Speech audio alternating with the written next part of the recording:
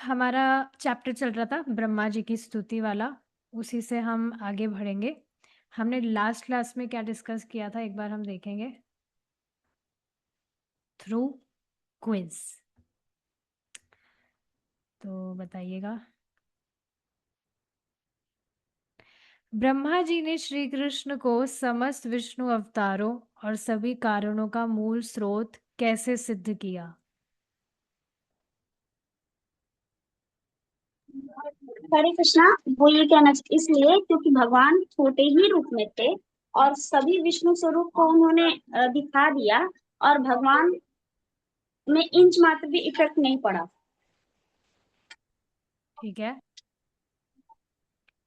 और बेसिकली आदि पुरुष भगवान कृष्ण है और बाकी जो विष्णु तत्व है, मतलब मूल जो भगवान है वे तो कृष्ण ही है, लेकिन बाकी उनके जो इनकारनेशन है वे भगवान कृष्ण से आते हैं।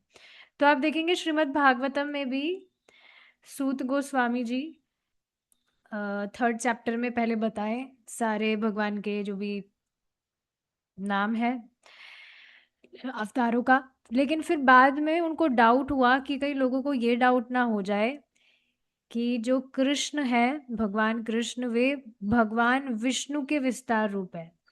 तो इस वजह से उन्होंने श्लोक कोट किया कृष्णस्तु भगवान स्वयं वाला। तो हाँ, बेसिकली भगवान कृष्ण से बाकी सारे रूप अवतरित होते हैं। भगवान कृष्ण अवतारी है और बाकी उनके अवतार हैं। उसी तरह से चैतन्य महाप्रभु भी अवतारी है, ऐसा नहीं समझना चाहिए कि वे भगवान के अवतार हैं। ठीक है, नेक्स्ट क्वेश्चन। ब्रह्मा जी ने क्यों कहा कि केवल भगवान श्री कृष्ण की भक्ति ही जन्म मृत्यु के भय से पार करा सकती है? इसलिए क्योंकि जो बाकी सारे चीज है पद्धति जो है बाकी सारी वो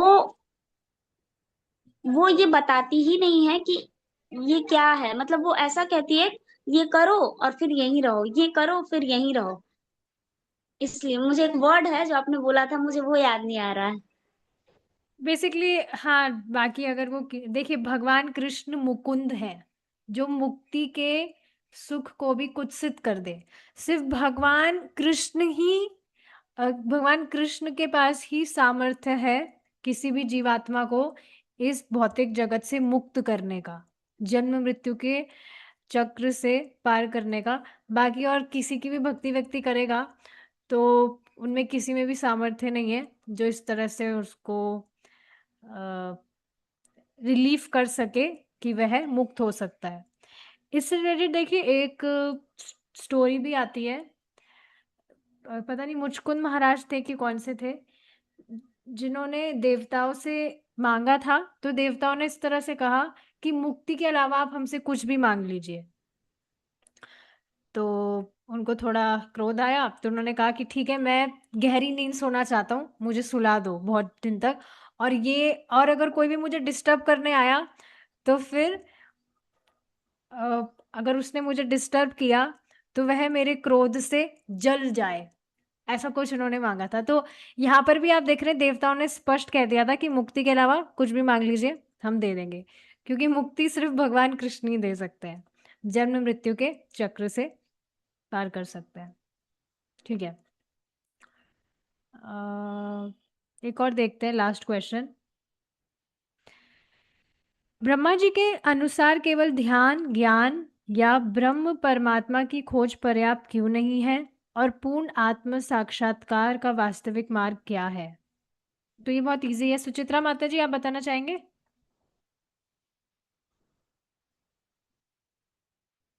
हम्म, इजी है। हरे हरे कृष्णा माता जी। जी हरे कृष्णा। हाँ माता जी, पूर्ण साक्षात्कार का मार्ग तो केवल हरिनाम ही है। माता जी मैं भूख लेके नहीं बैठ सकती इस टाइम, क्योंकि मैं खाना बना रही होती हूँ प्रसाद। नहीं नहीं, देखिए जनरल क्वेश्चन है कि ध्यान ज्ञान या ब्रह्म परमात्मा की खोज पर्याप्त क्यों नहीं है? क्योंकि इसमें हमने देखा था कि ये सब स्पेक्युलेटिव हो जाता है, व्यक्ति सिर्फ इससे भगवान को नहीं जान सकता, भगवान को सिर्फ भगवान की भक्ति से ही समझा जा सकता है, क्योंकि भगवान एकमात्र भक्ति से ही प्रसन्न होते हैं। तो आत्म साक्षात्कार, पूर्ण आत्म साक्षात्कार का वास्तविक मार्ग है भक्ति योग। व्यक्ति भगवान की भक्ति करके ही यह रियलाइज कर सकता है कि वह किस तरह भगवान का नित्य दास है और उसका एकमात्र कर्तव्य भगवान को संतुष्ट करना है। चलिए ठीक है, अब हम आगे बढ़ेंगे। ठीक है, ये हमने पढ़ लिया था। अतः यदि कोई सोचता है कि परमात्मा आपसे भिन्न कोई वस्तु है और इस तरह वह परमात्मा को या परम ब्रह्म को अन्यत्र जंगलों या हिमालय की गुफाओं में ढूंढता है, तो उसकी दशा अत्यंत दयनीय होती है। तो बेसिकली यही बात बताना चाह रहे थे ब्रह्मा जी कि देखिए, परमात्मा और ब्रह्म ये भगवान से अलग नहीं है। परमात्मा इस तरह से स्टेजेस है 3। पहले व्यक्ति ब्रह्म की अनुभूति करता है, फिर परमात्मा की, और फिर स्वयं भगवान की। तो जो ब्रह्म की अनुभूति कर रहा है वह परमात्मा और भगवान की अनुभूति नहीं कर रहा। जो परमात्मा की अनुभूति कर रहा है वह ब्रह्म की और परमात्मा की अनुभूति कर रहा है, और जो भगवान की अनुभूति कर रहा है उसमें वे तीनों ही आ गए। तो आप देख सकते हैं कि जो भक्त है उनको अलग से ब्रह्म या परमात्मा की अनुभूति करने की जरूरत नहीं है, वह डायरेक्ट भगवान की सेवा में लग रहा है, तो ब्रह्म और परमात्मा की अनुभूति तो उसे अपने आप ही हो जाएगी। तो समझ लेना चाहिए कि कितनी हाई कॉन्शियसनेस है उस व्यक्ति की जो डायरेक्ट भगवान की सेवा में इस तरह से लगा है। बिल्कुल ये ऑर्डिनरी बुद्धि नहीं है जो भगवान ही दे रहे हैं कि हमें भगवान की भक्ति करनी है, ना कि परमात्मा का रियलाइजेशन करना है या ब्रह्म का रियलाइजेशन करना है। और एक और चीज आप देखेंगे, जो परमात्मा है वे न्यूट्रल है, मतलब वो सिर्फ व्यक्ति की इच्छा को सैंक्शन कर रहे हैं, कुछ भी उसको ज्ञान नहीं दे रहे हैं। उससे जिस तरह से भगवान आदान प्रदान करते हैं उस तरह से परमात्मा कोई रेसिप्रोकेशन नहीं करते हैं व्यक्ति के साथ में। तो हाँ, यही बात है। जो व्यक्ति सोचता है कि परमात्मा या ब्रह्म कोई भिन्न वस्तु है भगवान से, तो फिर उसकी दशा अत्यंत दयनीय है, क्योंकि वो या तो ब्रह्म को परम ईश्वर समझ रहा है या परमात्मा को। लेकिन परमेश्वर तो साक्षात भगवान है, पूर्ण पुरुषोत्तम भगवान श्री कृष्ण है। भगवत गीता में आपने उपदेश दिया है कि मनुष्य को आत्म साक्षात्कार की अन्य समस्त विधियों का परित्याग करके केवल आपकी शरण ग्रहण करनी चाहिए, क्योंकि वही पूर्ण है। क्योंकि आप हर प्रकार से सर्वोपरि है, अतः जो लोग ब्रह्म तेज की खोज में है वे भी आपको ही खोजते हैं, और जो लोग परमात्मा के साक्षात्कार की खोज में हैं वे भी आपको ही खोजते रहते हैं। क्योंकि ये बात आपने समझिए, ब्रह्म और परमात्मा भगवान से अलग नहीं है, ये भगवान का ही एक पार्ट है। आपने भगवत गीता में कहा है कि आप स्वयं अपने आंशिक निरूपण से परमात्मा के रूप में इस दृश्य भौतिक जगत में प्रवेश किए हुए हैं। आप अच्छा, कौन से परमात्मा है बताइए जो इस भौतिक जगत में प्रवेश किए हुए हैं? हरे कृष्ण माता जी सबके हृदय में जो परमात्मा है। नहीं, हृदय की बात नहीं हो रही, यहाँ पर भौतिक जगत की बात कर रही हूँ मैं। ऑप्शन 3 है आपके पास, कारणोदक्षाई, गर्भोदक्षाई या शिरोदक्षाई। माता जी सिरोदक्षाई विष्णु। शिरोदक्षाई, तो फिर हृदय में कौन से हैं फिर?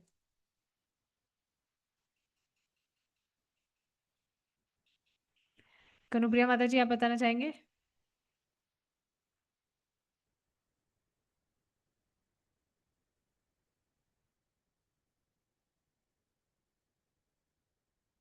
हम्म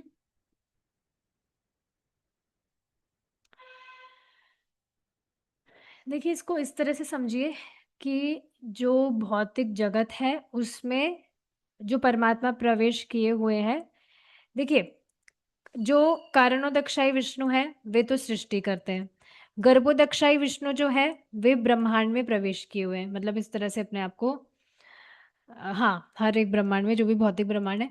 और भगवान जो क्षीरोदक्षाई विष्णु है वे परमात्मा के रूप में स्थित है। ये चीज है, आप हर एक के हृदय में उपस्थित है और परमात्मा को अन्यत्र कहीं ढूंढने की आवश्यकता नहीं है। यदि कोई ऐसा करता है तो वह अज्ञानवश करता है, जो ऐसी स्थिति से ऊपर है। ठीक है, वह जानता है कि आप असीम है, आप भीतर भी हैं तथा बाहर भी, अतः आप सर्वत्र हैं। परमात्मा को अन्यत्र ना ढूंढकर भक्त अपने मन को अपने भीतर आप पर ही एकाग्र करता है। वास्तव में जो देहात्म बुद्धि से मुक्त हैं वे ही आपकी खोज कर सकते हैं, अन्य कोई नहीं कर सकता। कितनी सुंदर बात है ना ये। मतलब ठीक है, अभी भी हमें लग सकता है कि हम कभी कभी इस तरह से खुद की पहचान इस बॉडी से करने के कारण किस तरह से बिहेव कर देते हैं, लेकिन वास्तव में जो देहात्म बुद्धि से मुक्त है वे ही आपकी खोज कर सकते हैं या आपकी खोज में लगे होते हैं, अन्य कोई नहीं कर सकता। रस्सी को सर्प समझने की उपमा केवल उन पर लागू होती है जो अब भी आपके विषय में अज्ञानी बने हुए हैं। वास्तव में जब मनुष्य रस्सी को सांप समझ लेता है तो उसका अस्तित्व केवल मन के भीतर है। इसी तरह माया का अस्तित्व केवल मन के भीतर होता है। माया आपके प्रति अज्ञानता के अतिरिक्त और कुछ भी नहीं है। तो समझे ना, यहाँ पे माया का मतलब क्या है कि व्यक्ति कृष्ण को भूल रहा है या समझ नहीं रहा है कि भाई मुझे और कहीं अपना टाइम ना लगाकर भगवान की सेवा करनी है तो वो माया है। माया कुछ भी नहीं है, बस व्यक्ति का भगवान के प्रति अज्ञान, यह माया है। जब कोई आपके एक इसमें क्या बात बताई थी, प्रभु जी ने एक बात बताई थी, everything is fair in love for Krishna and war with Maya. तो सिर्फ भगवान के लिए प्रेम और माया के प्रति ये जंग, मतलब हमें भगवान की सेवा में ही लगे रहना है, माया में नहीं जाना है। जब कोई आपके व्यक्तित्व को भूल जाता है वह माया की बद्ध अवस्था में होता है। तो भगवान को भूला हुआ है तभी माया की सेवा कर रहा है। अतः जो भीतर तथा बाहर से आप में स्थिर हो चुका है वह मोहग्रस्त नहीं होता। देखिए इसका बहुत सुंदर अर्थ पता है क्या है। जो भी व्यक्ति मोहग्रस्त नहीं है, वो कैसे समझा जाए कि वह मोहग्रस्त नहीं है? वह भगवान की शरण के अतिरिक्त और कहीं भी शरण नहीं लेगा। अब आपको देखिए ऑर्डिनरी लग सकता है, अभी 2 दिन पहले एक प्रभु जी का मेरे पास में मैसेज आया आगे होकर, मुझे पता नहीं था वो कौन है। तो उन्होंने ऐसे मैसेज किया, I am a Krishna devotee और मैं हारमोनियम सिखाता हूँ, मृदंग सिखाता हूँ, ये सिखाता हूँ, वो सिखाता हूँ, आपको भी सीखना है तो आप बताइए। मैंने कहा आपको नंबर कहाँ से मिला? तो पता नहीं उन्होंने कहाँ से लिया नंबर, पता नहीं। तो हाँ, उन्होंने इस तरह से कहा I am a Krishna devotee और इस तरह से अपना कुछ नाम बताया, पता नहीं दीक्षा हुई कि नहीं। लेकिन ना फिर बाद में उनका सोशल मीडिया पेज मैंने देखा तो उसमें उस पेज को देखकर नहीं लग सकता कि वे इस्कॉन की डिवोटी है या कृष्णा डिवोटी है। उसमें मतलब बहुत अजीब अजीब सा था, मैं यहाँ पर रख भी नहीं सकती हूँ कि अलग अलग डेमीगॉड्स, यहाँ तक कि कुछ ऐसा भी उसमें था जो कुछ याक्षस राक्षस जैसा जिसकी जो उपासना करते हैं, ऐसा कुछ भी उसमें था। देखकर मैं तो डर गई थी कि अरे ये क्या है।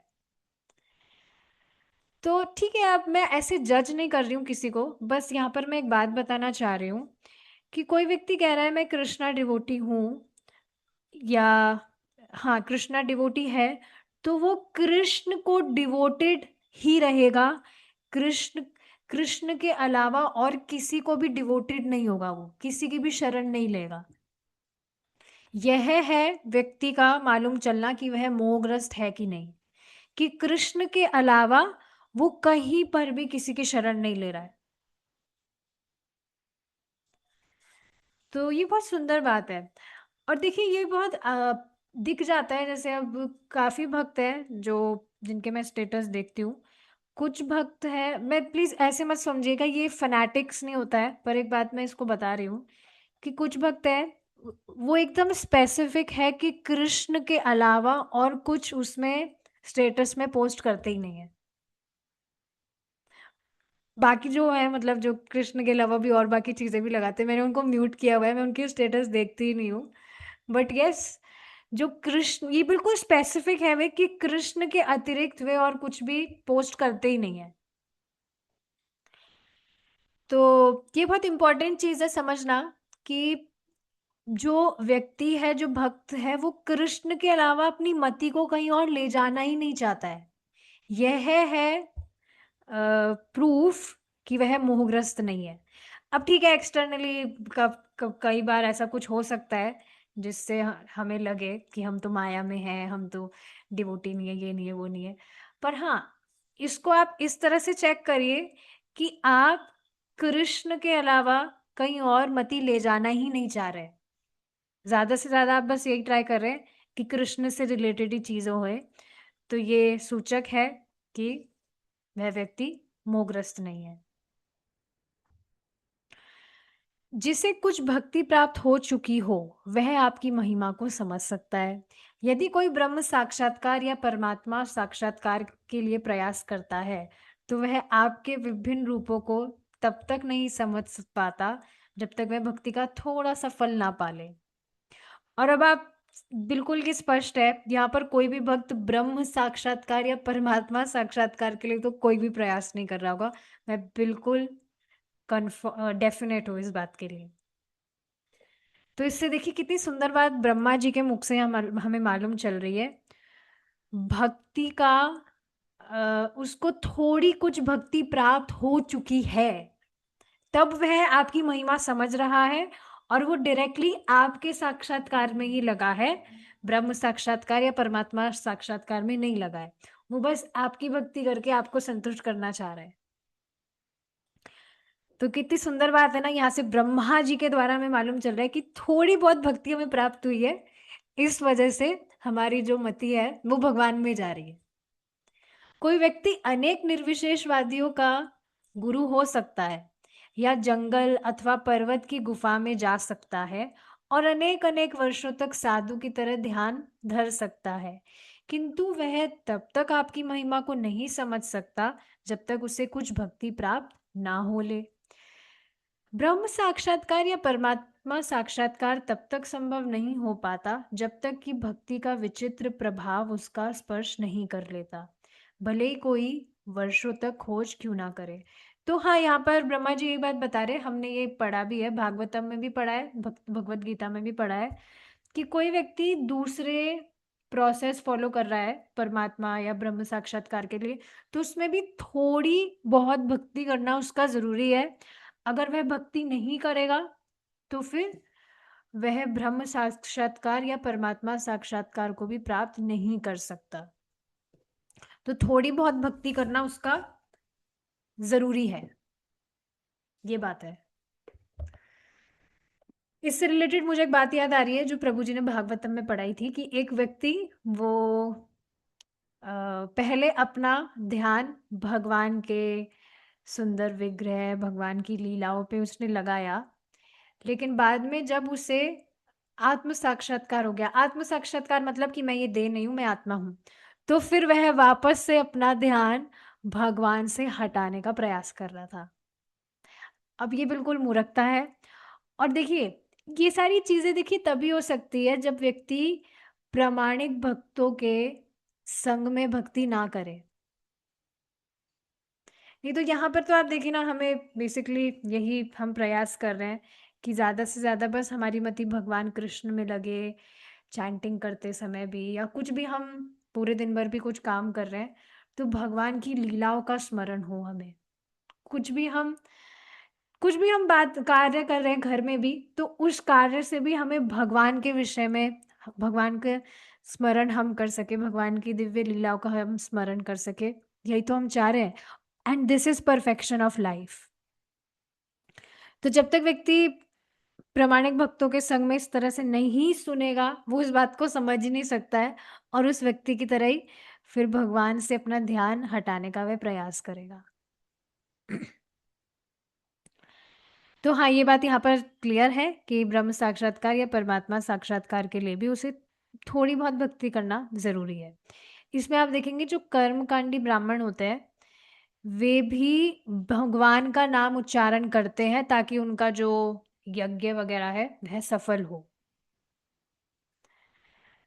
तो ये बात पता नहीं क्यों लोगों को समझ नहीं आती कि भई थोड़ा बहुत जब तक हम भगवान की भक्ति नहीं करेंगे, तब तक हमें हमारा फल प्राप्त नहीं होगा। तो जब हम पूरी ही तरह से भगवान की भक्ति करें, तो हमारा कितना उद्धार हो जाएगा, इसकी तो व्यक्ति कुछ कल्पना भी नहीं कर सकता। तो ठीक है, अपने आप से वो कभी नहीं सोच सकता है इस विषय में, जब तक वो भक्तों से श्रवण ना करे। आगे देखिए, हे प्रभु, मेरी प्रार्थना है कि इस जन्म में या अगले जन्म में मैं जहाँ भी जन्म लूँ, मुझे आपका एक भक्त माना जाने का सौभाग्य प्राप्त हो। देख रहे हैं यहाँ पर ब्रह्मा जी से जो त्रुटि हुई थी ना, उसमें वे प्रार्थना कर रहे हैं कि मुझे इस जन्म में या अगले जन्म में जहाँ भी मैं जन्म लूँ, मुझे आपका भक्त माना जाने का सौभाग्य प्राप्त हो।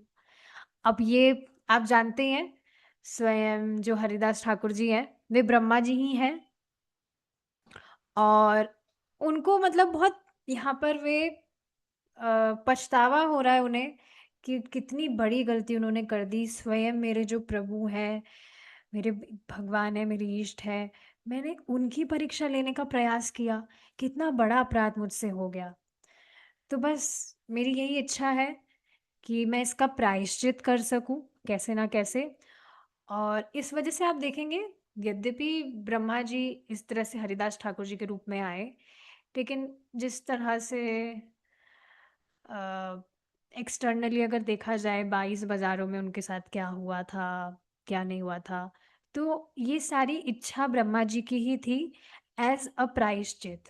हालांकि वे तो भगवान के नाम में इस तरह से एब्जॉर्ब थे, तो उनको कुछ फर्क नहीं पड़ रहा था। यहाँ तक कि आप देखेंगे उनको जो कोड़ों से मारा गया था, महाप्रभु ने स्वयं ने वे कोड़े मतलब इस तरह से अपने ऊपर लिए थे ताकि उनको हरिदास ठाकुर जी को कुछ भी तकलीफ ना हो।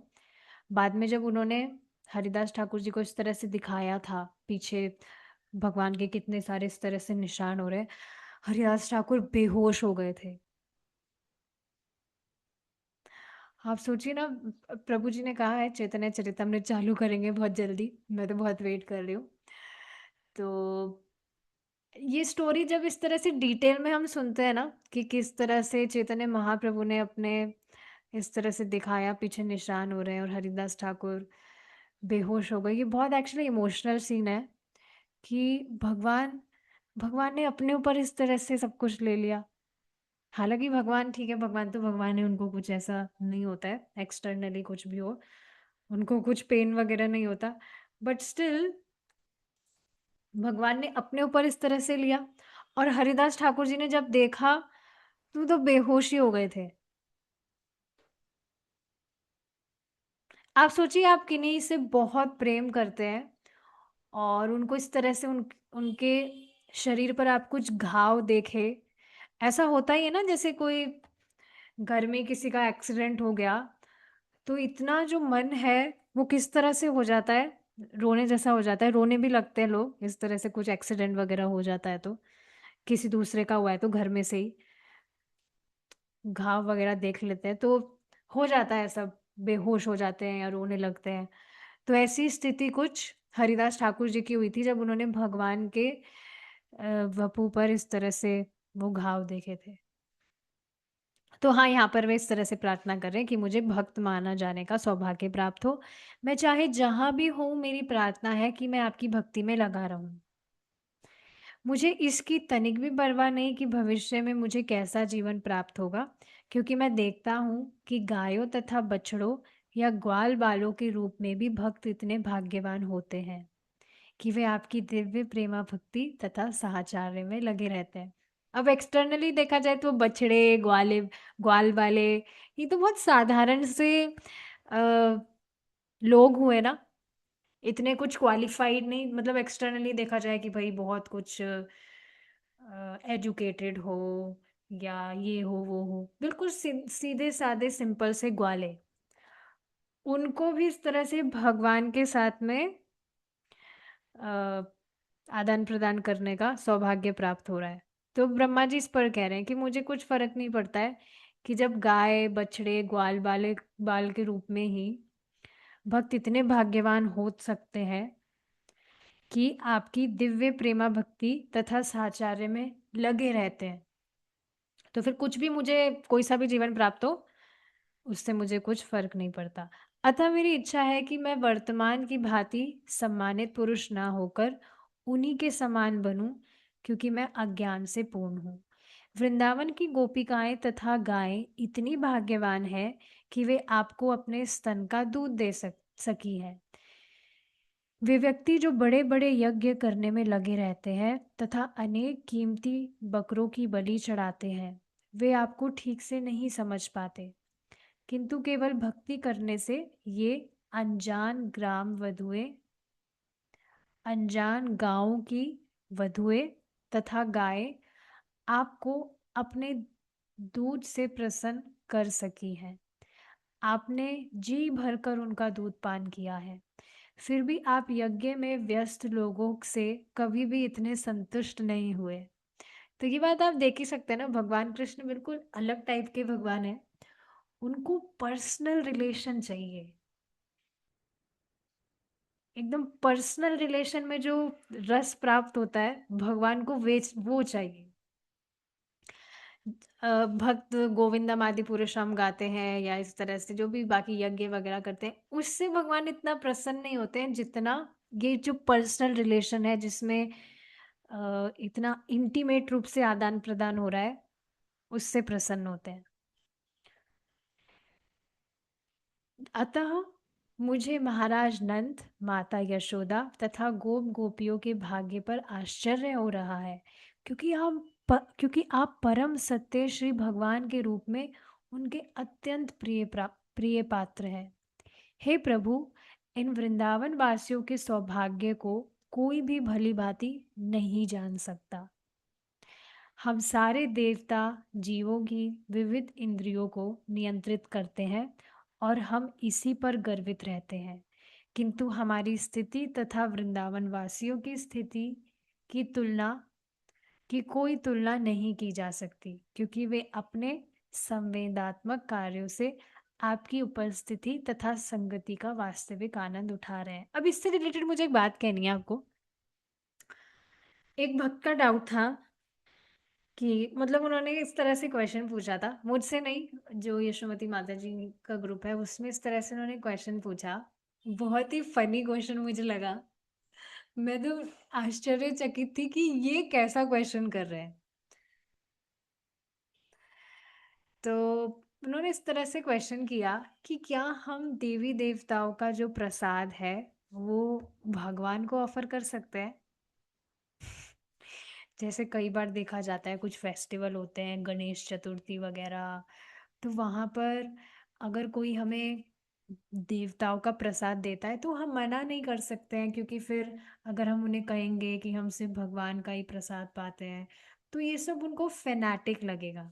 फेनाटिक का मतलब आप जानते हैं, जो अपने मतलब बहुत ज़्यादा इस तरह से संकीर्ण संकीर्ण मेंटेलिटी वाले, संकीर्ण मतलब कि बस यहीं तक वे सीमित है और बहुत ज़्यादा उसको जकड़े हुए हैं ये जो रूल्स और रेगुलेशंस हैं, तो ये संकीर्णता हमारी दिखाएगी, तो इस वजह से हम मना नहीं कर पाते। तो क्या हम उसको भगवान को ऑफर कर सकते हैं। मैंने जब ये पढ़ा तो मैंने सोचा कि मजाक कर रहे हैं, कैसा क्वेश्चन पूछ रहे हैं ये। तो माता जी ने इस तरह से बताया कि किसी और की झूठन हम कृष्ण को कैसे अर्पित कर सकते हैं। बिल्कुल, आप भी अगर आपसे भी कोई पूछेगा तो डेफिनेट है आप भी उसको यही उत्तर देंगे। भाई प्रसाद का मतलब क्या है, देवताओं को आपने प्रसाद चढ़ाया तो मतलब वो उनकी झूठन है।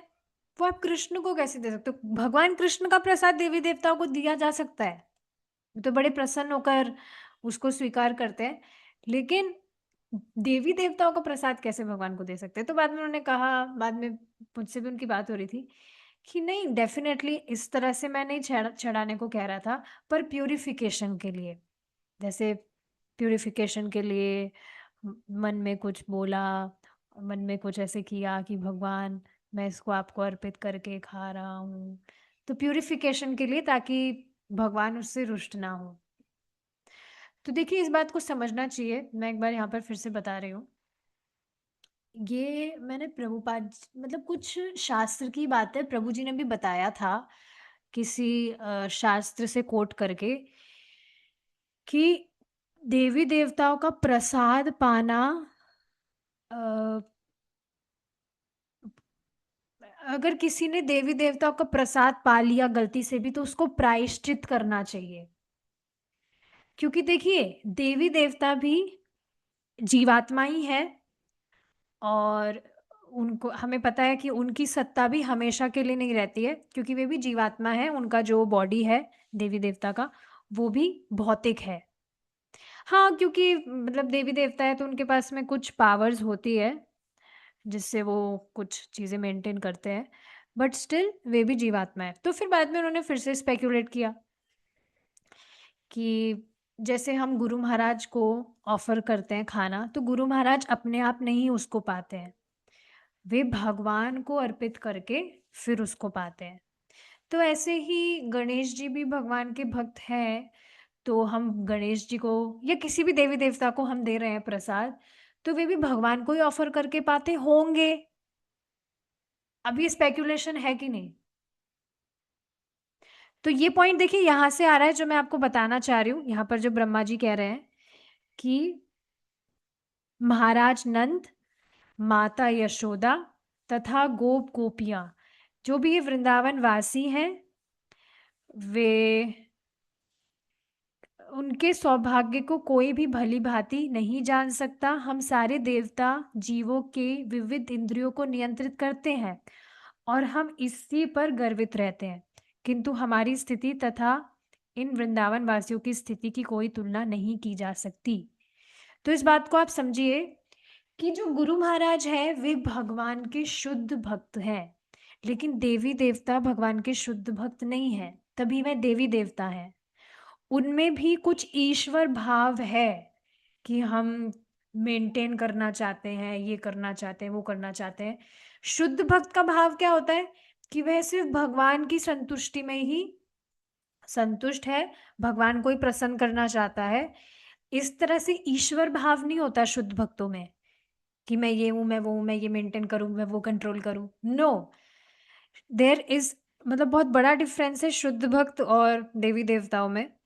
तो गुरु महाराज भगवान को ऑफर करके पाते हैं, इसमें कोई डाउट नहीं है, लेकिन देवी देवता उनमें ईश्वर भाव है, इस वजह से वे स्वयं स्वीकार कर लेते हैं अगर उनका कोई भक्त उनको दे रहा है तो। बहुत सारी चीजें इस पर डिस्कस की जा सकती है।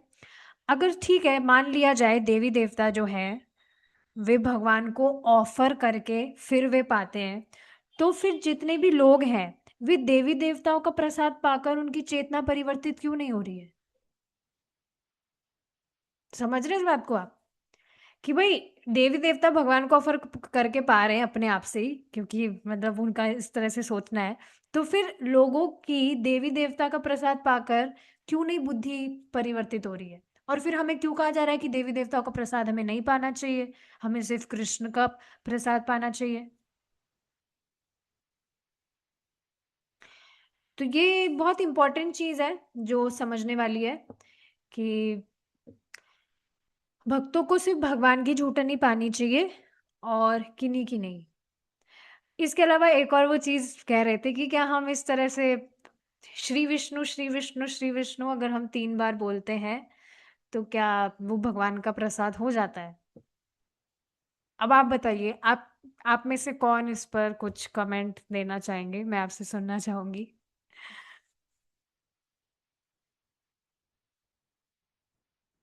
बताइए। 3 बार श्री विष्णु अगर हम कह रहे हैं, तो क्या जो वो भोग है, वो अपने आप ही प्रसाद हो जाता है क्या? ये बात भी गलत है, स्पेक्युलेटिव है। प्रभुपाद जी का ही मैंने एक आर्टिकल पढ़ा था। उसमें क्या हुआ, एक बार कुछ भक्त इस तरह से श्री विष्णु बोलकर भगवान को भोग नहीं लगाए, ऐसे श्री विष्णु श्री विष्णु श्री विष्णु 3 बार बोलकर दे अज्यूम्ड कि ये प्रसाद हो गया है, और फिर उन्होंने उसको पा लिया। प्रभुपाद जी ने देखा भाई ये लोग क्या कर रहे हैं, फिर प्रभुपाद जी ने उनसे पूछा, तो उन्होंने इस तरह से बताया। तो प्रभुपाद जी ने साफ कहा कि ये आइडिया कहाँ से आया। श्री विष्णु जो हम 3 बार बोलते हैं, वह आचमन जब हम करते हैं तो वो उस जल को पवित्र करने के लिए है, लेकिन भोग प्रसाद में इस तरह से कन्वर्ट हो जाता है, ऐसा कुछ भी नहीं है, ये स्पेक्यूलेशन है। तो काफी सारे भक्त ही हैं जो इस तरह से पानी को भी ऑफर ना करके सिर्फ श्री विष्णु श्री विष्णु श्री विष्णु बोलकर उसको पा लेते हैं। But this is all speculation. शास्त्र का आधार इसमें कुछ भी नहीं है, और प्रभुपाद जी ने तो इसको कभी भी नहीं बताया, ना इसका अनुमोदन किया है। तो ठीक है, अब कभी इमरजेंसी है तो श्री विष्णु ना बोलकर भगवान को ऑफर तुलसी आप उसमें मिला सकते हैं, भाई ऐसी कुछ परिस्थिति है, आप भोग नहीं लगा पा रहे हैं। लेकिन ऐसे मन में ही भोग लगाकर अज्यूम करना भगवान पा लिए हैं, ये सब ठीक बात नहीं है, ये शास्त्रिक तो नहीं है ये चीज। तो ये बात समझ आई होगी। यहाँ पर बेसिकली मैं बताना चाह रही थी कि कैसे देवी देवताओं और शुद्ध भक्तों में भेद है। वृंदावन वासी जो है, यहाँ पर हम देख रहे हैं नंद महाराज, गोपियां, ये सब भगवान के शुद्ध भक्त हैं। और ब्रह्मा जी स्वयं इसको यहाँ पर सत्यापित कर रहे हैं कि नहीं, कि हम देवता तो ठीक है सबकी विविध इंद्रियों को नियंत्रित करते हैं और हम उसी पर गर्वित हो जाते हैं क्योंकि उनमें ईश्वर भाव है। किंतु हमारी स्थिति इन वृंदावन वासियों की स्थिति की कोई तुलना नहीं कर सकता, क्योंकि वे अपने संवेदात्मक कार्यों से आपकी उपस्थिति तथा संगति का वास्तविक आनंद उठा रहे हैं, और बेसिकली बस भगवान की संतुष्टि में ही वे अपनी संतुष्टि मानते हैं, उनमें कुछ ऐसा ईश्वर भाव वगैरह नहीं है। तो ये बहुत इंपॉर्टेंट पॉइंट था जो यहाँ पर मैंने डिस्कस किया कि किस तरह से शुद्ध भक्त और देवी देवताओं में किस तरह से भेद है। डेफिनेटली बिकॉज देवी देवता मनुष्यों से, हम मनुष्यों से सुपीरियर है, so we should always respect them, पर उनको अर्पित प्रसाद हमें नहीं पाना चाहिए। भगवान को ऑफर करके आप उनको ऑफर करिए, वैसा आप कर सकते हैं अगर घर में भी आपके जैसे घर वाले भक्त नहीं है और वो देवी देवता की पूजा करते हैं। जैसे ये बात मैंने मेरी मम्मी को भी बताई थी कि किस तरह से भगवान परम भोक्ता है, सब कुछ भगवान का है। तो देवी देवताओं को भी आप कुछ देना चाहते हैं तो उनको डायरेक्टली ना देकर भगवान को अर्पित करके आप करें। तो ठीक है, वो थ्योरेटिकली तो मानते हैं कि भगवान कृष्ण परम भगवान है, पर फिर भी क्योंकि कथा नहीं सुनती है तो उनको इस तरह से डर रहता है कि अगर देवी देवताओं की पूजा नहीं की तो कुछ पाप तो नहीं लग जाएगा, देवी देवता नाराज तो नहीं हो जाएंगे, जो सबको होता ही है।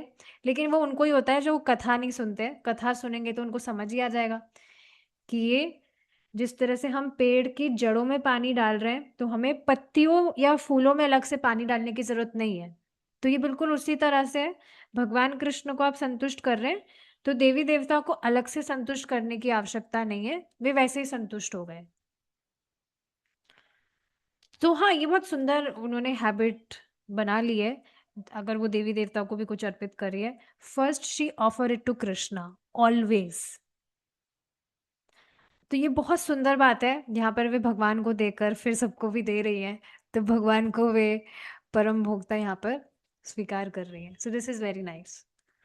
ठीक है, भले ही हमें इंद्रियों के नियामक होने का गर्व हो, किंतु यहाँ के वृंदावन वासी इतने दिव्य हैं कि वे हमारे नियंत्रण में नहीं आते, क्योंकि वे शुद्ध भक्त हैं।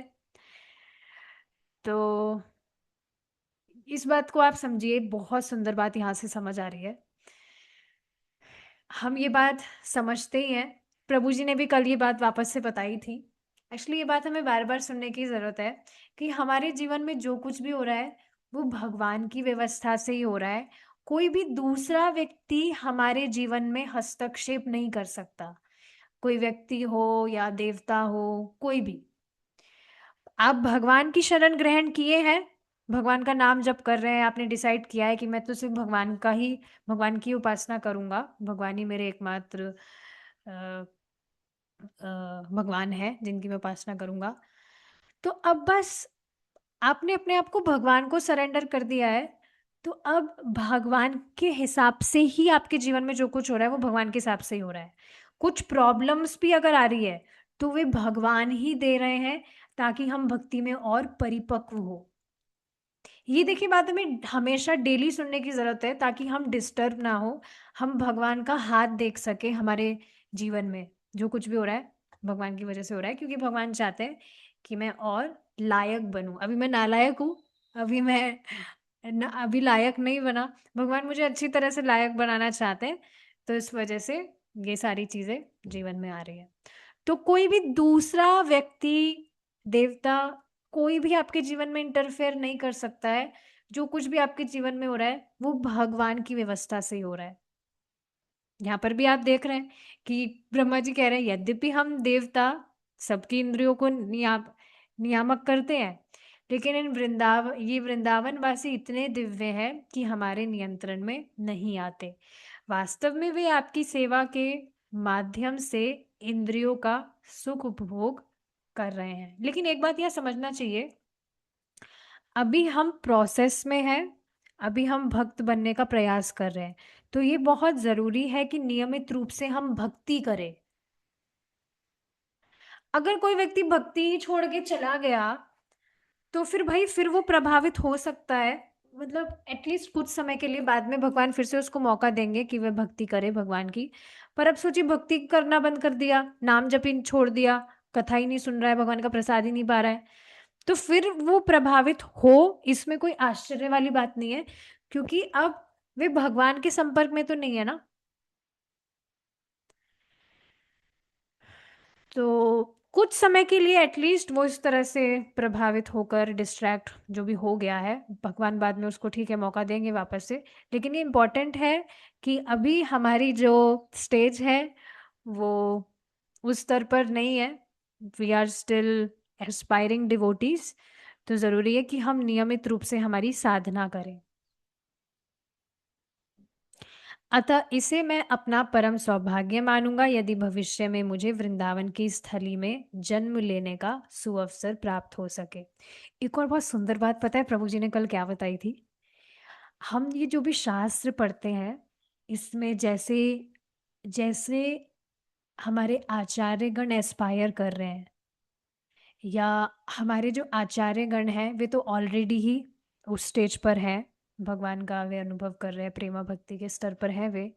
लेकिन उनके व्यक्तित्व को सुनकर अगर हम भी एस्पायर करते हैं कि काश मैं भी इस तरह से भगवान का जब नाम जप कर रहा हूँ तो मुझे भी कुछ ड्रॉप, जो आचार्य जिस तरह से अनुभव कर रहे हैं, मुझे भी उसका कुछ ड्रॉप मुझे भी प्राप्त हो जाता, तो ये सारी इच्छाएं आगे जाकर भगवान मैनिफेस्ट करेंगे। कितनी सुंदर बात है ना। जैसे आप देखिए यहाँ पर ब्रह्मा जी क्या कह रहे हैं कि काश मैं ये सौभाग्य मानूंगा यदि भविष्य में मुझे वृंदावन की स्थली में जन्म लेने का सुअवसर प्राप्त हो सके। तो बताइए भगवान ने इसको मैनिफेस्ट किया कि नहीं? तो इस तरह से जब हम इच्छा करते हैं तो भगवान उसको मैनिफेस्ट करेंगे। तो इच्छा करते रहनी चाहिए। बहुत सुंदर बात है ये। अतः हे प्रभु, मुझे ना तो भौतिक ऐश्वर्य की कामना है ना मुक्ति की ही। आपके चरण कमलों में यही विनीत प्रार्थना है कि आप इस वृंदावन जंगल के अंतर्गत मुझे किसी भी प्रकार का जन्म दे, जिससे मुझे वृंदावन के कुछ भक्तों की चरण रज प्राप्त करने का अवसर मिल सके। यदि मुझे इस भूमि पर तुच्छ घास बनकर उगने का अवसर दिया जाए तो वह मेरे लिए अत्यंत कल्याणकारी जन्म होगा। किंतु यदि मैं इतना भाग्यशाली ना हूँ कि वृंदावन जंगल के अंतर्गत जन्म ले सकूं, तो वृंदावन के बाहर के क्षेत्र, परिक्रमा क्षेत्र में ही मुझे जन्म लेने की अनुमति दी जाए, जिससे भक्तगण चलते समय मेरे ऊपर चरण रख सके। तो इस बात को भी आप समझिए, अ, वृंदावन में हम जो भी घास वगैरह या कुछ भी इस तरह से देखते हैं, उन्होंने वास्तव में कुछ इस तरह की प्रार्थना की थी, तभी उनको इस तरह से सौभाग्य प्राप्त हो रहा है कि भक्तों की जो भक्त है वो भक्तों की रज उन्हें प्राप्त हो रही है। बेसिकली भक्त इस तरह से चल रहे हैं, तो ये बहुत सुंदर बात है। और आप सोचिए, ये सब जो प्रार्थनाएं हैं, ये कितनी विनम्रता यहाँ पर प्रस्तुत कर रही है। अभी तो ब्रह्मा जी की हृदय से ही निकल रही है ये प्रार्थनाएं, कुछ भी ऐसा नहीं है कि कुछ दिखावा यहाँ पर हो रहा है। He saying all these prayers from his hearts, he really mean it. यह भी मेरे लिए परम सौभाग्य होगा। मैं तो ऐसे ही जन्म की कामना करता हूँ जिसमें मैं भक्तों की चरण रज से धुरसित होता रहूं, क्योंकि मैं देख रहा हूँ कि यहाँ सारे व्यक्ति कृष्ण भावनामृत से ओतप्रोत हैं। वे मुकुंद अथवा कृष्ण के चरण कमलों के अतिरिक्त अन्य किसी को नहीं जानते। निसंदेह सारे वेद उन्हीं की खोज करते हैं। तो ये बहुत सुंदर टॉपिक था जो हमने आज डिस्कस किया। आगे का जो टॉपिक है, कल शायद हम ये चैप्टर कंप्लीट कर देंगे, भगवान ने चाहा तो कल कंटिन्यू करेंगे। यहाँ पे रुकेंगे अब हम। श्री कृष्ण भगवान की जय। श्रीला प्रभुपाद की जय। हरे कृष्णा।